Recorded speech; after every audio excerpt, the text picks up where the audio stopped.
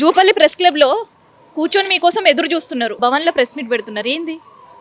అంటే జూపల్లి గారికి నిజంగా కూడా ఒక అర్థం ఉండాలి. నిన్న వస్తా అన్నారు, ఎందుకు రాలేదని మేము అడిగితే ఏం చెప్తాడు ఆయన? నిన్న పోలీసులు ఇక్కడ పెట్టి అరెస్ట్ ఎందుకు చేయించినట్టు? నిజంగానే ఆయన దగ్గర లెక్కలు పక్కలు సరిగా ఉన్నట్టయితే ఆయన ఎందుకు రాలేదు? మరి మేము అన్ని రకాల సెక్యూరిటీ ఇస్తాం, గౌరవ మర్యాదలతోటి మిమ్మల్ని ఆహ్వానిస్తాం, మీరు మాట్లాడినప్పుడు మేము ఎవరో మాట్లాడమని చెప్తే కూడా నిన్న రాకుండా ఇయ్యాల రావడానికి అర్థమైంది ఒకటే, నిన్న జరిగిన డ్యామేజ్ని కవర్ చేసుకోవడం కోసం చేస్తున్న ప్రయత్నము.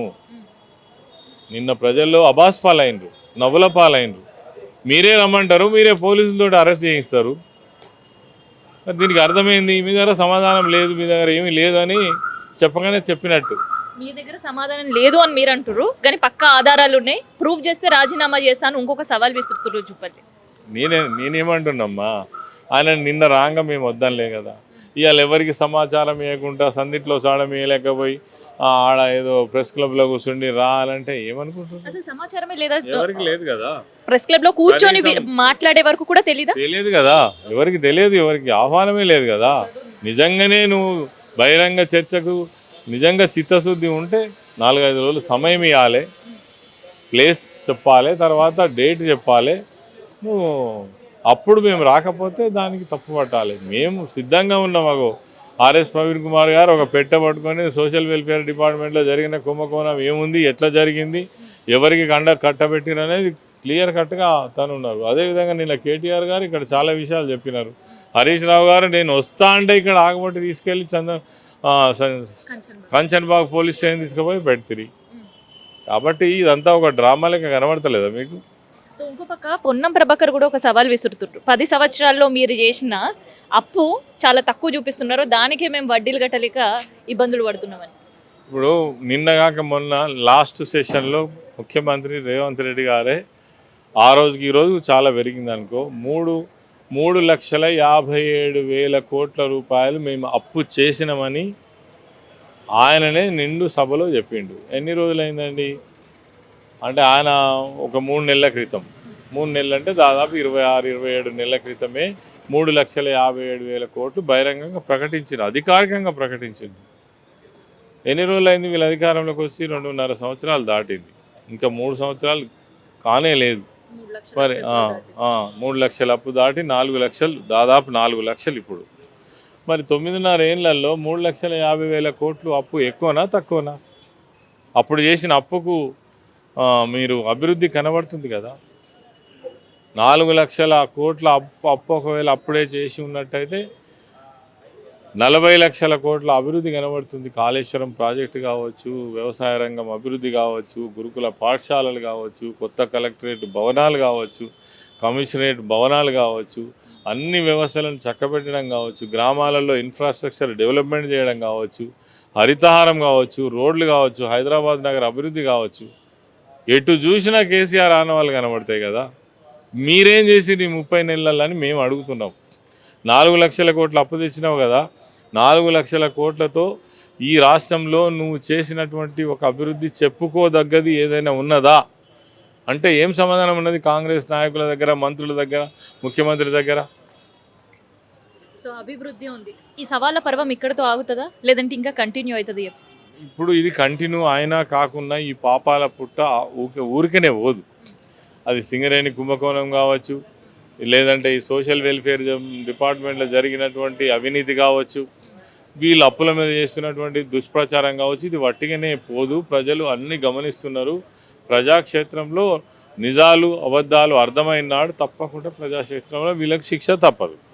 సో ఇట్లా బీఆర్ఎస్ వర్సెస్ కాంగ్రెస్గా ఈ అప్పుల చిట్టాకి సంబంధించిన సవాళ్ళు, ప్రతి సవాళ్ళు అయితే కంటిన్యూ అవుతున్నాయి. దీన్ని బీజేపీ కూడా ఇటు అధికార పక్షంలో ఉండి ప్రజలకి చేయాల్సిన సేవ వాళ్ళు మర్చిపోయారని, అధికార పక్షంలో ఉండి వాళ్ళు చేయలేని సేవ కావచ్చు, హామీలు కావచ్చు, దాన్ని బీఆర్ఎస్ ఎత్తి చూపడం మర్చిపోయి సవాళ్ళ పర్వం ఎత్తుకుందని కావచ్చు, ఇట్లా బీజేపీ కూడా విమర్శలు అనేవి ప్రారంభించింది. జూపల్లి, పొన్నం ప్రభాకర్ ఇద్దరు మంత్రులు ప్రెస్ క్లబ్లో కూర్చొని బీఆర్ఎస్ నిన్న వేసిన సవాల్కి తాము సిద్ధం అన్నారు, కానీ బీఆర్ఎస్ వాళ్ళు ఎవరు కూడా అక్కడ అడుగు పెట్టని పరిస్థితి. సో దీనిపైన బీఆర్ఎస్కి సంబంధించిన ఎర్రవల్లి శ్రీనివాస్ గారు ఉన్నారు, మాట్లాడదాం. సో ఏంటి, నిన్న మీరు పిలిచిర్రు, వాళ్ళు పిలిచిండ్రు, మీరు పోలేరు, మీరు పిలిచిండ్రు, వాళ్ళు రాలేరు, మళ్ళీ ఎపిసోడ్ ఇట్లా కంటిన్యూ అయితేనే ఉంటుందా? జూపల్లి కృష్ణారావు తెలంగాణ భవన్కు నేనే వస్తా 11 గంటలకని చెప్పిండు. 11 గంటలకు వస్తాడని చెప్పేసి కేటీఆర్ గారు 1 గంట దాకా వెయిట్ చేసిండు. తెలంగాణ భవన్లో ఆయనకి వేసిన కుర్చీ అక్కడే ఉంది. కేటీఆర్ గారు కూర్చున్నారు, ఆయనకి వేసిన కుర్చీ అక్కడే ఉంది. 1 గంట వరకైంది, సాయంత్రం వరకు కూడా ఉంది.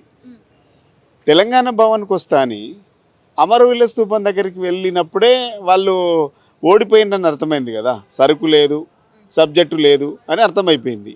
మళ్ళీ ఎందుకు అబాస్ పాలు కావడం? ఓడిపోయినరు, సవాల్ వీసిండ్రు, పరారైనరు, పారిపోయినరు, చేత కాలేదు. మళ్ళీ ఇలా మేము ఇలా మళ్ళీ వస్తాంరా అంటే మీకు తీరినప్పుడు, మీకు లేకుంటే మీకు ఏదో క్యాల్ వచ్చినప్పుడు రండి అంటే మేము ఖాళీగా ఉన్నామా? అయితే ఇక్కడ భవన్కి వస్తాను జూపల్లి చెప్పిండ్రు, రమ్మని మీరు సవాల్ని స్వీకరించారు. ఆ తర్వాత ఇవాళ ప్రెస్ క్లబ్కి వస్తున్నామని మంత్రులు మీకు సవాల్ విసిరింది ప్రెస్ క్లబ్కి వెళ్ళిన తర్వాత తెలుసా, ముందే తెలుసా? వేణు, మాకు ఇప్పుడేదో టీవీలో మీలాంటి రిపోర్టర్ ఎవరు చెప్తే తెలుసు. నిన్న విసిరిండ్రు కదా, నిన్న విసిరినప్పుడు మీరు ఎందుకు రాలే అంటున్నాం. మీరు తెలంగాణ భవన్కి వస్తా అని చెప్పేసి మీరు ఎంత చేతగాని వాళ్ళంటే తెలంగాణ భవన్కి వస్తామని చెప్పేసి మీరు అమరవీరుల స్తూపం దగ్గరికి వెళ్ళిండ్రు. అమరవీరుల స్తూపం దగ్గరకు వచ్చిండ్రు కదా అని చెప్పేసి మా నాయకులు హరీష్ రావు గారు, కేటీఆర్ గారు వాళ్ళు బయలుదేరిండ్రు. తెలంగాణ భవన్ గేటు దాటని లేదు, వందలాది మంది పోలీసులను పెట్టి అధికారాన్ని అడ్డం పెట్టుకొని మమ్మల్ని అరెస్ట్ చేసిరు. తీసుకుపోయి కంచన్బాగ్ పోలీస్ స్టేషన్లో పెట్టి 4 గంటల దాకా కూర్చోబెట్టిండ్రు. అసలు మీకు సోయి ఉందా? ప్రభుత్వం నడిచేటువంటి జ్ఞానం ఉందా? అసలు ఈ రాష్ట్రంలో ప్రభుత్వం నడుస్తుందా, నడుస్తలేదా? ప్రభుత్వం నడుస్తుందా, సర్కార్ నడుస్తుందా, సర్కస్ నడుస్తుందా? మీకు ఇచ్చినటువంటి బాధ్యతలేంది? మీకు ఇచ్చినటువంటి తెలంగాణ ప్రజలు ఇచ్చినటువంటి మీకు బాధ్యతల మీద మీకు సోయి ఉందా? అధికారాలు తెలుసా? మీకు బాధ్యతలు తెలుసా? మంత్రులకు ఖాళీగా మీకు మీ క్యాబినెట్కు ఎవరికి పని లేదు. ఖాళీగా తిరుక్కుంటూ జలసాలు చేసుకుంటూ ఇట్లా సవాళ్ళు చేసుకుంటూ 30 నెలలుగా సమయాన్ని వృధా చేసిండ్రు. మీలాగా మేము ఖాళీగా లేము కదా. ప్రజల కోసం పుట్టినటువంటి పార్టీ, ప్రజల కోసం మాట్లాడేటువంటి పార్టీ, ప్రజల గొంతుకై మాట్లాడేటువంటి పార్టీ బీఆర్ఎస్ పార్టీ. ఏదైతే ప్రశ్నలు మీరు కాంగ్రెస్ ఇస్తుందో బీజేపీ కూడా అటు కాంగ్రెస్ని కావచ్చు ఇటు బీఆర్ఎస్ని కూడా సేమ్ ప్రశ్నలు ఇవే సంధిస్తుండ్రు. మీకు ఏం పని లేదా? ఒకరిపైన ఒకరు సవాళ్ళు చేసుకుంటున్నారు, ప్రజల గురించి ఆలోచించడం మర్చిపోయినరా అని. కాంగ్రెస్ బీజేపీ ఒకటే తాను ముక్కలు. వాటికి వాళ్ళ నాయకుడు ఆదిగురు శంకరాచార్యుల లెక్క మోదీ, వాళ్ళ ఇద్దరు గురువు ఒకడే. కాబట్టి కాంగ్రెస్ వాళ్ళు బీజేపీ వాళ్ళు మమ్మల్ని విమర్శించే నైతికత ఇక్కడిది. ఈ రాష్ట్రంలో బొగ్గు దొంగతనం జరిగింది, బొగ్గు కుంభకోణం జరిగింది, బూడిద కుంభకోణం జరిగింది, బియ్యం కుంభకోణం జరిగింది, ఇక పవర్ కుంభకోణం జరిగింది, విద్యార్థులల్లా ప్లేట్లు, బట్టలు, పుస్తకాలు, బుక్కులు, నోట్బుక్కుల కుంభకోణం జరిగింది, ఇంత అంగన్వాడీల కుంభకోణం జరిగింది. ఇంకా చాలా చెప్పుకుంటూ పోతే ఇన్ని రకాల కుంభకోణాలు జరిగితే బొగ్గు శాఖ మంత్రి ఉన్న కిషన్ రెడ్డి ఒక్కరోజైనా నోరు విప్పిండా? ఈ రాష్ట్రంలో లా అండ్ ఆర్డరు లేదు.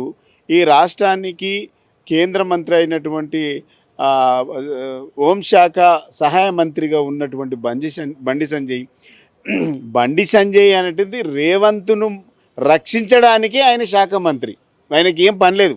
రేవంత్ సర్కార్ను రక్షించుకోవడం కోసమే ఆయనకు ఒక శాఖ మంత్రి తప్ప ఒక్కరోజు ఈ రాష్ట్రంలో జరుగుతున్నటువంటి పరిస్థితుల మీద, పరిణామాల మీద, జరుగుతున్నటువంటి అఘాయిత్యాల మీద, అరాచకాల మీద, అభివృద్ధి పైన, కుంభకోణాల పైన, స్కాముల పైన, స్కీము అమలు పైన ఒక్కరోజు మాట్లాడని బీజేపీ వాళ్ళు మా గురించి మాట్లాడడం అని అంటే మీ అంత ఒకటే తానుముక్కలు కదా. బీజేపీకి సోయలేదు, ఇటు కాంగ్రెస్ సోయలేదు, రెండే. ఈ రెండు కలిసి బీఆర్ఎస్ పార్టీని ఎట్లయినా లేవకుండా చేయాలి అని కంకణం కట్టుకొని బహిరంగంగా అవినీతి జరుగుతుంటే కూడా బీఆర్ఎస్ పార్టీని తిడుతున్నారు తప్ప కాంగ్రెస్ని తిట్టట్లేదు. సో మీ ఇద్దరు ఒకటైనట్టే కదా. మా గురించి మాట్లాడే నైతిక ఎక్కడిది? మీకు హక్కు ఎక్కడిది? అసలు కేసీఆర్ పేరు ఉచ్చరించేటువంటి నైతిక హక్కు కాంగ్రెస్ కానీ బీజేపీ కానీ ఉందా? జూపల్లి అంటున్నారు కదా, అటు హరీష్ రావు వచ్చినా కేటీఆర్కి వచ్చిన సమాధానం చెప్పను, నాతో మాట్లాడాలి లేదంటే సవాలు విసిరాలంటే అది కేసీఆర్కే సాధ్యమని.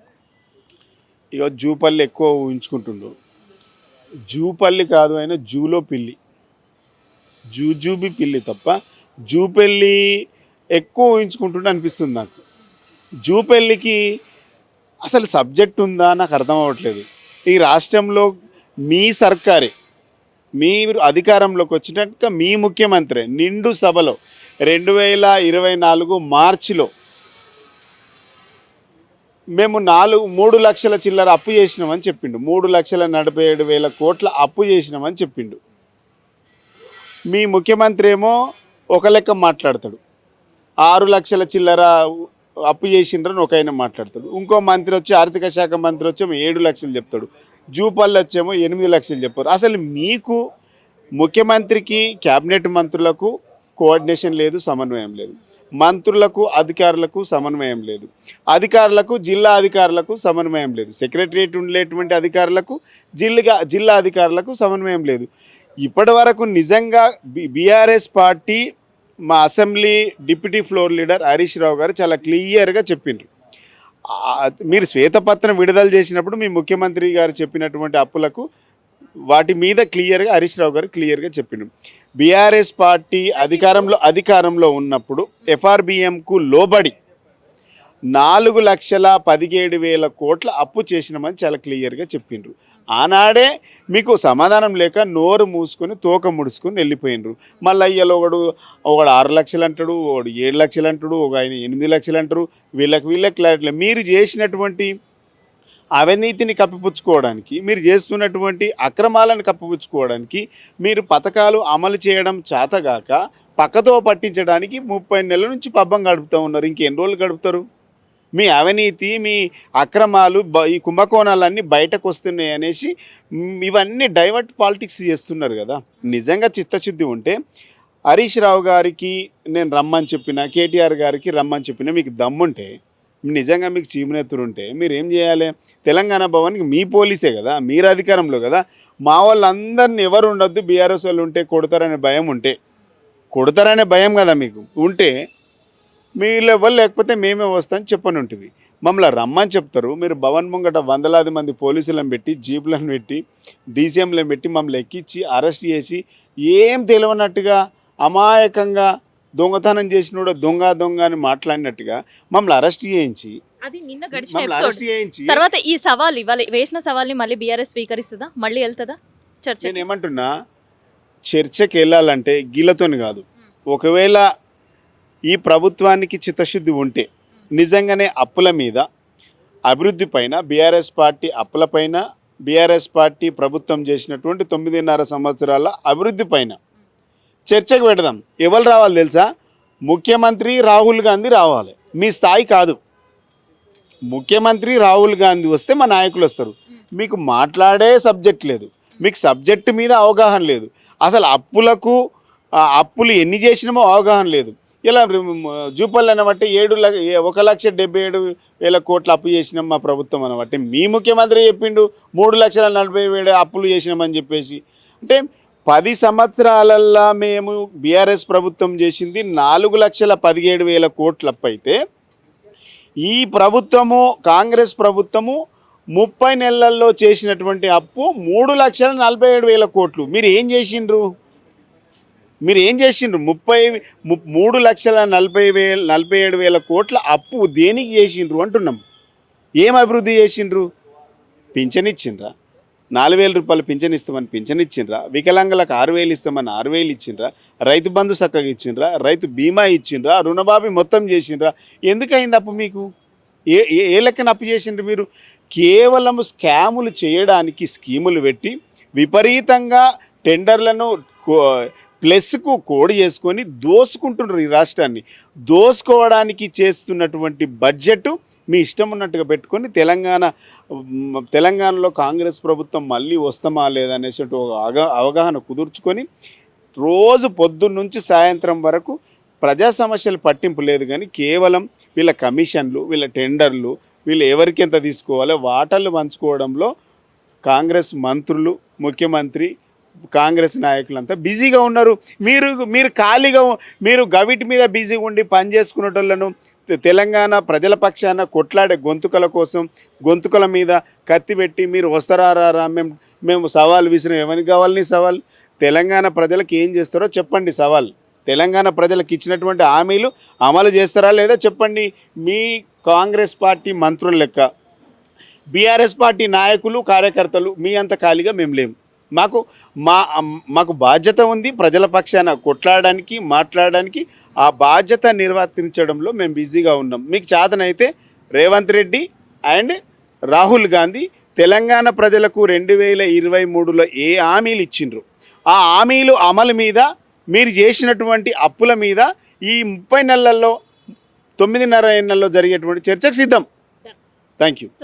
సో తొలుత అప్పులతో స్టార్ట్ అయింది, ఆ తర్వాత పథకాల్లో అక్రమాలపైన ఎండ్ అవుతుంది అనుకున్నాను. కానీ ఇప్పుడు ప్రతిసారి కూడా అటు ప్రభుత్వం నుంచి కావచ్చు, లేదంటే ఇటు బీఆర్ఎస్ నుంచి కావచ్చు, సవాళ్ళ సంఖ్య పెరుగుతుంది. మరి సవాల్ యొక్క పులి స్టాప్ ఎప్పుడు పడుతుంది అనేది చూద్దాం.